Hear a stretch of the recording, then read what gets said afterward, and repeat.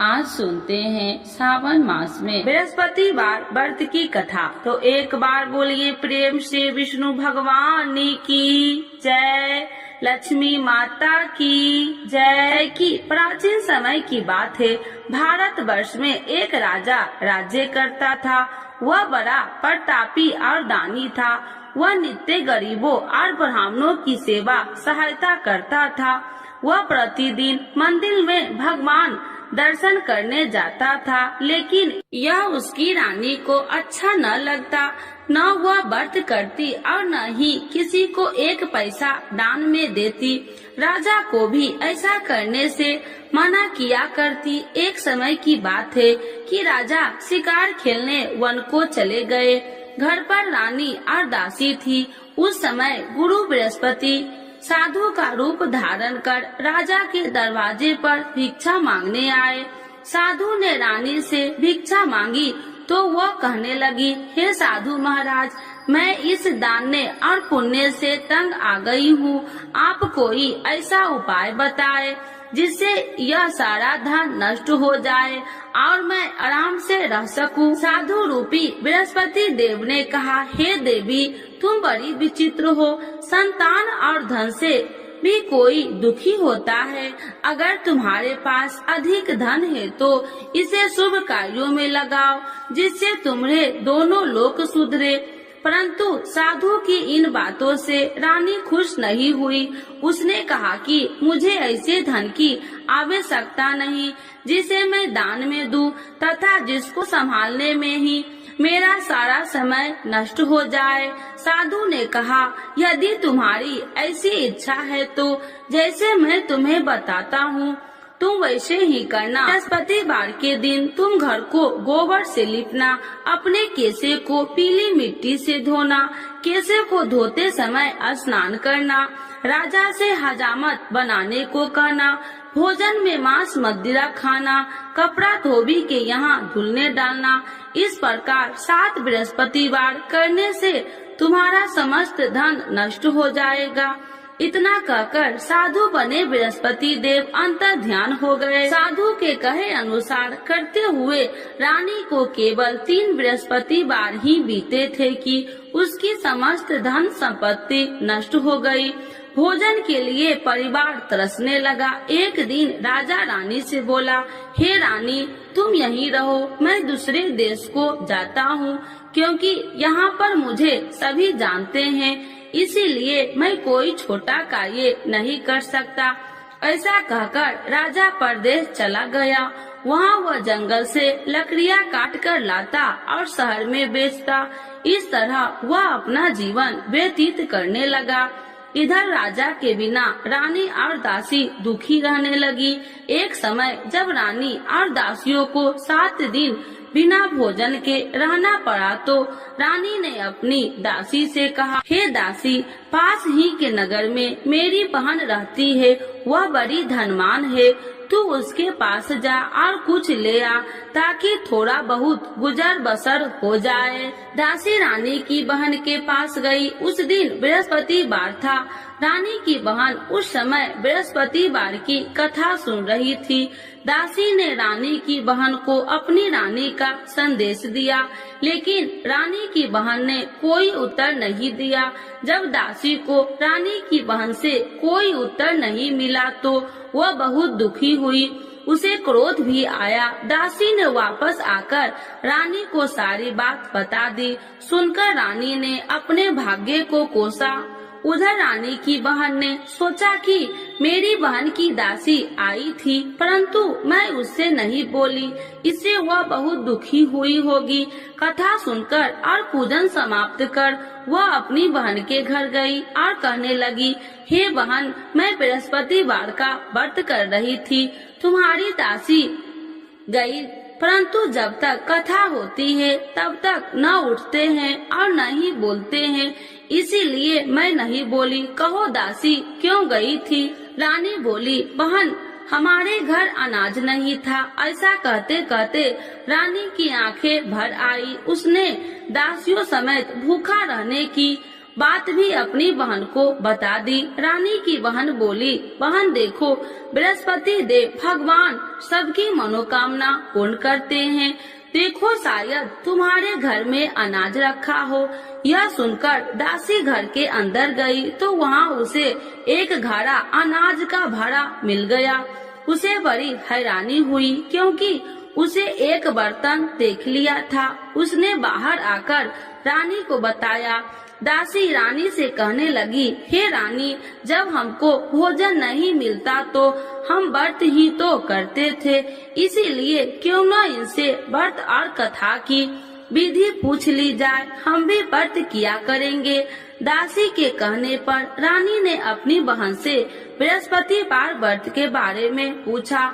उसकी बहन ने बताया, बृहस्पतिवार के व्रत में चने की दाल और मुनक्का से विष्णु भगवान का केले की जड़ में पूजन करे तथा दीपक जलाए, पीला भोजन करे तथा कथा सुने। इससे गुरु भगवान प्रसन्न होते हैं, मनोकामना पूर्ण करते हैं। व्रत और पूजन की विधि बताकर रानी की बहन अपने घर लौट आई। रानी और दासी दोनों में निश्चय किया कि बृहस्पति देव भगवान का पूजन जरूर करेंगे। 7 रोज बाद जब बृहस्पतिवार आया तो उन्होंने व्रत रखा। घुड़सार में जाकर चना और गुड़ बिल लाई तथा उसकी दाल से केले की जड़ तथा विष्णु भगवान का पूजन किया। अब पीला भोजन कहाँ से लाए? दोनों बड़ी दुखी हुई, परंतु उन्होंने व्रत किया था, इसीलिए बृहस्पति देव भगवान प्रसन्न थे।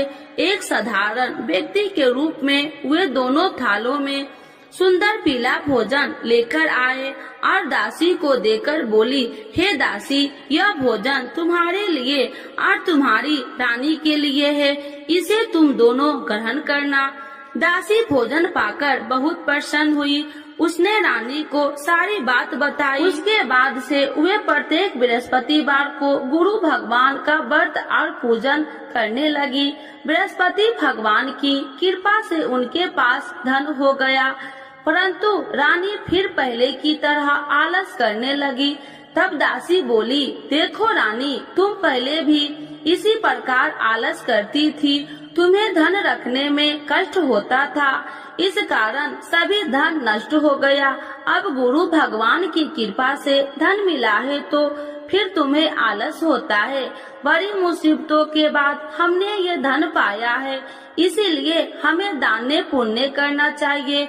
अब तुम भूखे मनुष्यों को भोजन कराओ, प्याव लगवाओ, ब्राह्मणों को दान दो, कुआं, तालाब, बावड़ी आदि का निर्माण कराओ, मंदिर, पाठशाला बनाकर ज्ञान दो, कुमारी कन्याओं का विवाह करवाओ, अर्थात धन को शुभ कार्यों में खर्च करो, जिससे तुम्हारे कुल का यश बढ़ेगा तथा स्वर्ग की प्राप्ति हो और पितृ प्रसन्न हो।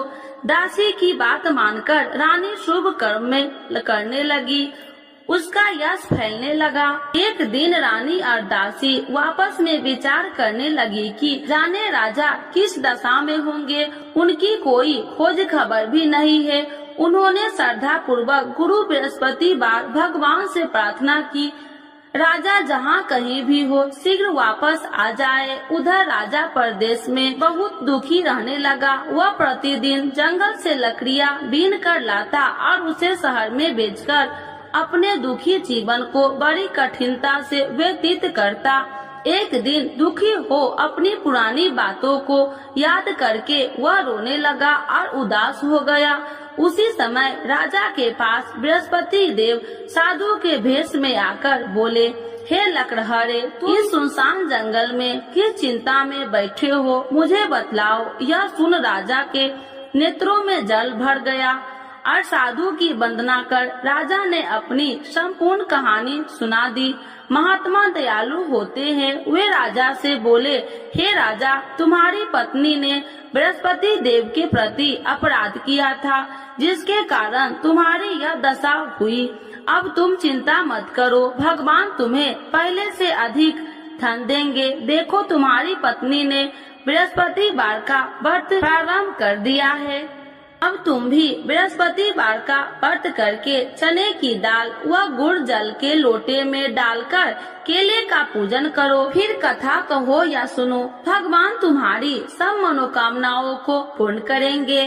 साधु की बात सुनकर राजा बोले, हे प्रभु, लकड़ी बेचकर तो इतना पैसा भई नहीं बचता जिससे भोजन के उपरांत कुछ बचा सकूं। मैंने रात्रि में अपनी रानी को व्याकुल देखा है। मेरे पास कोई साधन नहीं जिससे उसका समाचार जान सकूं। फिर मैं कौन सी कहानी कहूँ, यह भी मुझको मालूम नहीं। साधु ने कहा, हे राजा, मन में बृहस्पति भगवान के पूजन व्रत का निश्चय करो, वे स्वयं तुम्हारे लिए कोई राह बना देंगे। बृहस्पतिवार के दिन तुम रोजाना की तरह लकड़ियाँ लेकर शहर में जाना। तुम्हें रोज से 2 गुना धन मिलेगा, जिससे तुम भली भांति भोजन कर लोगे तथा बृहस्पति देव की पूजा का सामान भी आ जाएगा। धीरे धीरे समय व्यतीत होने पर फिर बृहस्पतिवार का दिन आया। राजा जंगल से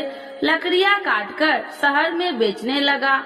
उसे उस दिन और 2 दिनों से अधिक धन मिला। राजा ने चना गुड़ आदि लाकर बृहस्पतिवार का व्रत किया। उस दिन से उसके सभी कलेश दूर हुए। परंतु जब अगले गुरुवार का दिन आया तो वह बृहस्पतिवार का व्रत करना भूल गया।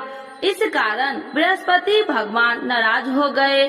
उस दिन उस नगर के राजा ने विशाल यज्ञ का आयोजन किया था तथा अपने समस्त राज्यों में घोषणा करवा दी कि सभी मेरे यहाँ भोजन करने आवे, किसी के घर चूल्हा न जले। इस आज्ञा को जो न मानेगा उसको फांसी दे दी जाएगी। राजा की आज्ञा अनुसार राज्य के सभी वासी राजा के भोजन में सम्मिलित हुए, लेकिन लकड़हारा कुछ देर से पहुंचा, इसीलिए राजा को उसको अपने साथ महल में ले गए। जब राजा लकड़हारे को भोजन करा रहे थे तो रानी की दृष्टि उस खूंटी पर पड़ी जिस पर उसका हार लटका हुआ था। उसे हार खूंटी पर लटका दिखाई नहीं दिया। रानी को निश्चय हो गया कि मेरा हार इस लकड़हारे ने चुरा लिया है। उसी समय सैनिक बुलाकर उसको जेल में डलवा दिया। लकड़हारा जेल में विचार करने लगा कि जाने कौन से पूर्व जन्म के कर्म से मुझे यह दुख प्राप्त हुआ है, और जंगल में मिले साधु को याद करने लगा। तत्काल बृहस्पति देव साधु के रूप में प्रकट हो गए और कहने लगे, अरे मूर्ख, तूने बृहस्पति देवता की कथा नहीं की, इसी कारण तुझे यह दुख प्राप्त हुआ है। अब चिंता मत कर, बृहस्पतिवार के दिन जेल खाने के दरवाजे पर तुझे 4 पैसे पड़े मिलेंगे। उनसे तू बृहस्पतिवार की पूजा करना तो तेरे सभी कष्ट दूर हो जाएंगे। अगले बृहस्पतिवार उसे जेल के द्वार पर 4 पैसा मिले। राजा के पूजा का सामान मंगवाकर कथा कही और प्रसाद बांटा। उसी रात्रि में बृहस्पति देव ने उस नगर के राजा को स्वप्न में कहा, हे राजा, तूने जिस जेल में बंद किया है उसे कल छोड़ देना, वह निर्दोष है। राजा प्रातः काल उठा और खूंटी पर हार टंगा देकर लकड़हारे को बुलाकर क्षमा मांगी तथा राजा के योग्य सुंदर वस्त्र आभूषण भेंट कर उसे विदा किया। गुरुदेव की आज्ञा अनुसार राजा अपने नगर को चल दिया। राजा जब नगर के निकट पहुंचा तो उसे बड़ा ही आश्चर्य हुआ। नगर में पहले से अधिक बाग, तालाब और कुएं तथा बहुत सी धर्मशालाएं, मंदिर आदि बने हुए थे। राजा ने पूछा कि यह किसका बाग और धर्मशाला है। तब नगर के सब लोग कहने लगे कि यह सब रानी और दासी द्वारा बनवाए गए हैं। राजा को आश्चर्य हुआ और गुस्सा भी आया कि उसकी अनुपस्थिति में रानी के पास धन कहां से आया होगा। जब रानी ने यह खबर सुनी कि राजा आ रहे हैं तो उसने अपनी दासी से कहा, हे दासी, देख राजा हमको कितनी बुरी हालत में छोड़ के गए थे, वह हमारी ऐसी हालत देखकर लौट न जाए, इसीलिए तू दरवाजे पर खड़ी हो जा। रानी की आज्ञा अनुसार दासी दरवाजे पर खड़ी हो गई और जब राजा आए तो उन्हें अपने साथ महल में लिवा आई। तब राजा ने क्रोध करके अपनी तलवार निकाली और पूछने लगी, बताओ यह धन तुम्हें कैसे प्राप्त हुआ। तब रानी ने सारी कथा कह सुनाई। राजा ने निश्चय किया कि मैं रोजाना दिन में 3 बार कहानी कहा करूँगा और रोज व्रत किया करूँगा। अब हर समय राजा के दुपट्टे में चने की दाल बंधी रहती तथा दिन में 3 बार कथा कहता। एक रोज राजा ने विचार किया कि चलो अपनी बहन के यहाँ हो आऊं। इस तरह का निश्चय कर राजा घोड़े पर सवार हो अपनी बहन के यहाँ चल दिया। मार्ग में उसने देखा कि कुछ आदमी एक मुर्दे को लिए जा रहे हैं। उन्हें रोककर राजा कहने लगा, अरे भाइयों, मेरी बृहस्पतिवार की कथा सुन लो। वे बोले, लो हमारा तो आदमी मर गया है, इसको अपनी कथा की पड़ी है। परंतु कुछ आदमी बोले, अच्छा कहो, हम तुम्हारी कथा भी सुनेंगे। राजा ने दाल निकाली और कथा कहनी शुरू कर दी। जब कथा आदि हुई तो मुर्दा हिलने लगा और जब कथा समाप्त हुई तो राम राम कह के वह मुर्दा खड़ा हो गया। राजा आगे बढ़ा, उसे चलते चलते शाम हो गई। आगे मार्ग में उसे एक किसान खेत में हल चलाता मिला। राजा ने उसे कथा सुनने का आग्रह किया, लेकिन वह नहीं माना। राजा आगे चल पड़ा। राजा के हटते ही बैल पछाड़ खाकर गिर गए तथा किसान के पेट में बहुत जोर से दर्द होने लगी। उसी समय किसान की माँ रोटी लेकर आई। उसने जब देखा तो अपने पुत्र से सब हाल पूछा।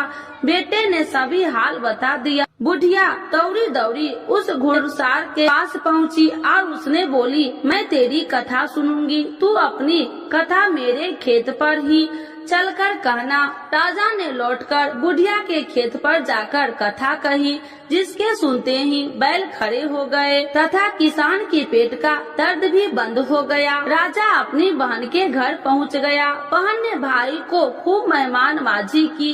दूसरे रोज प्रातः काल राजा जागा तो वह देखने लगा कि सब लोग भोजन कर रहे हैं। राजा ने अपनी बहन से जब पूछा, ऐसा कोई मनुष्य नहीं है जिसने भोजन नहीं किया हो, जो मेरी बृहस्पतिवार की कथा सुन ले। बहन बोली, हे भैया, यह देश ऐसा ही है। यहाँ लोग पहले भोजन करते हैं, बाद में कोई अन्य काम करते हैं। फिर वह एक कुम्हार के घर गई, जिसका लड़का बीमार था। उसे मालूम हुआ कि उसके यहाँ 3 दिन से किसी ने भोजन नहीं किया है। रानी ने अपने भाई की कथा सुनने के लिए कुम्हार से कहा। वह तैयार हो गया। राजा ने जाकर बृहस्पतिवार की कथा कही, जिसको सुनकर उसका लड़का ठीक हो गया। अब तो राजा को प्रशंसा होने लगी। एक दिन राजा ने अपनी बहन से कहा, हे बहन, अब मैं अपने घर जाऊंगा, तुम भी तैयार हो जाओ। राजा की बहन ने अपनी सास से अपने भाई के साथ जाने की आज्ञा मांगी। सास बोली, हाँ चली जा, मगर अपने लड़कों को मत ले जाना, क्योंकि तेरे भाई के कोई संतान नहीं है। बहन ने अपने भाई से कहा, हे भैया, मैं तो चलूंगी, मगर कोई बालक नहीं चलेगा। अपनी बहन को भी छोड़कर दुखी मन से राजा अपने नगर को लौट आया। राजा ने अपनी रानी से सारी कथा बताई और बिना भोजन किए वह सैया पर लेट गया। रानी बोली, हे प्रभु, बृहस्पति देव ने हमें सब कुछ दिए हैं, वे हमें संतान अवश्य देंगे। उसी रात बृहस्पति देव ने राजा को स्वप्न में कहा, हे राजा, उठ, सभी सोच त्याग दे, तेरी रानी गर्भवती है। राजा को यह जानकर बड़ी खुशी हुई। 9वें महीने में रानी के गर्भ से एक सुंदर पुत्र पैदा हुआ। तब राजा बोला, हे रानी, स्त्री बिना भोजन के रह सकती है, परंतु बिना कहे नहीं रह सकती। जब मेरी बहन आए तो तुम उससे कुछ मत कहना। रानी ने हाँ कर दी। जब राजा की बहन ने यह शुभ समाचार सुना तो वह बहुत खुशी हुई तथा बधाई लेकर अपने भाई के यहाँ आई। रानी ने तब उसे आने का उलाहना दिया। जब भाई अपने साथ ला रहे थे तो तब टाल गई, उनके साथ न आई और आज अपने आप भागी भागी बिना बुलाए आ गई। तो राजा की बहन बोली, भाई मैं इस प्रकार न कहती तो तुम्हारे घर औलाद कैसे होती। बृहस्पति देव सभी मनोकामनाएं पूर्ण करते हैं। जो श्रद्धा भाव पूर्वक बृहस्पति वार का व्रत करता है एवं कथा पढ़ता है अथवा सुनता है और दूसरों को सुनाता है, बृहस्पति देव उसकी सभी मनोकामनाएं पूर्ण करते हैं, उनकी सदैव रक्षा करते हैं। जो संसार में सद्भावना से गुरुदेव का पूजन एवं व्रत सच्चे हृदय से करते हैं, उनकी सभी मनोकामनाएं वैसे ही पूर्ण होती है जैसे सच्ची भावना से रानी और राजा ने बृहस्पति देव की कथा का गुणगान किया तो उनकी सभी इच्छाएं बृहस्पति देव जी ने पूर्ण की। अनजाने में भी बृहस्पति देव की उपेक्षा न करे, ऐसा करने से सुख शांति नष्ट हो जाती है। इसीलिए सबको कथा सुनने के बाद प्रसाद लेकर जाना चाहिए। हृदय से उनका नमन करते हुए जयकारा बोलना चाहिए। तो एक बार बोलिए प्रेम से बृहस्पति भगवान की जय, विष्णु भगवान की जय, लक्ष्मी माता की जय। आरती श्री बृहस्पति देव की। ओम जय बृहस्पति देवा, स्वामी जय बृहस्पति देवा, छीने छीने भोग लगाऊं, छीने छीने भोग लगाऊं, कदली फल में बा। ओम जय बृहस्पति देवा, तुम्हें पूरन परमात्मा, तुम्हें अंतर्यामी, स्वामी तुम्हें अंतर्यामी, जगत पिता जगदीश्वर, जगत पिता जगदीश्वर, तुम सबके स्वामी। ओम जय बृहस्पति देवा, चरणामृत निज निर्मल, सब पातक हरिता, स्वामी सब पातक हरिता, सकल मनोरथ दायकी, सकल मनोरथ दायकी, कृपा करो भरता। ओम जय बृहस्पति देवा, तन मन धन अर्पण कर, जो जन शरण पड़े, स्वामी जो जन शरण पड़े, प्रभु प्रकट तब हो करे, प्रभु प्रकट तब हो कर, आकर द्वार खड़े। ओम जय बृहस्पति देवा, दीन दयाल दयानिधि, भक्तन हितकारी, स्वामी भक्तन हितकारी, पाप दोष सब हरता, पाप दोष सब हरता, भव बंधन हारी। ओम जय बृहस्पति देवा, सकल मनोरथ दायकी, सब संशय तारो, स्वामी सब संशय तारो, विषय विकार मिटाओ, विषय विकार मिटाओ, संतन सुखकारी। ओम जय बृहस्पति देवा, जो कोई आरती तेरी प्रेम सहित गावे, स्वामी प्रेम सहित गावे, ज्येष्ठानंद बंद सो, ज्येष्ठानंद बंद सो, सो निश्चय पावे। ओम जय बृहस्पति देवा, स्वामी जय बृहस्पति देवा। बृहस्पति भगवान की जय, विष्णु भगवान की जय, लक्ष्मी माता की जय।